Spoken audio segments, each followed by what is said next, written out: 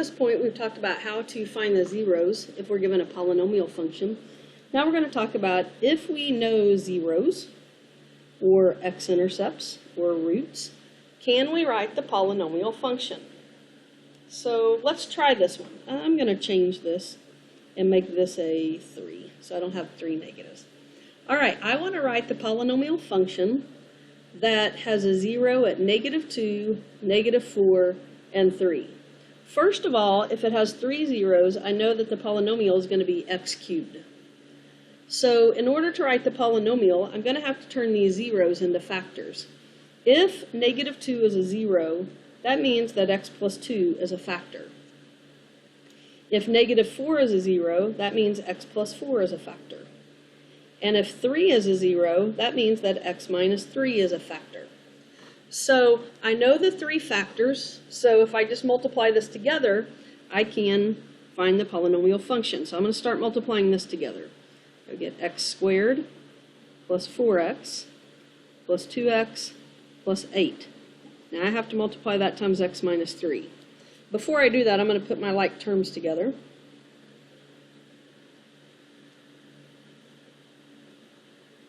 So now I'm going to multiply again. I'm going to start doing x squared times both of these. So I get x to the third minus 3x squared. And this would be 6x squared minus 18x. And this would be 8x minus 24.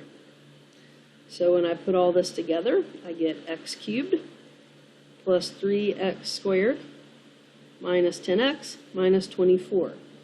If I type this into the graphing calculator, I should be able to look at the table and see that I have zeros at these 3 places.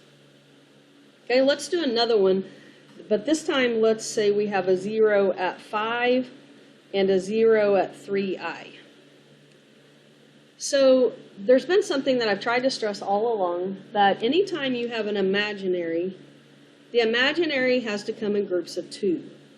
So we've always gotten our imaginary numbers by either doing quadratic formula and having a negative under here, or square rooting both sides of an equation.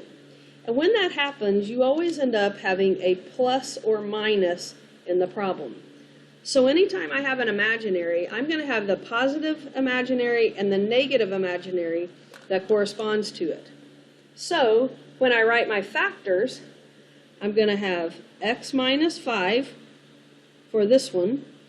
This would be x minus 3i, and this would be x plus 3i. So then I just need to multiply these together. Let me give you a hint. I would always do my imaginaries together first. So I've got x minus 5, and then I'm going to multiply these together. X squared plus 3ix minus 3ix minus 9i squared. So notice the plus 3ix and the negative 3ix cancel. I also know that I squared is -1, so this whole thing turns out to be x squared plus 9. And I'm going to take that times x minus 5. So I would get x to the third plus 9x minus 5x squared minus 45. So the function would look like this: x cubed minus 5x squared plus 9x minus 45.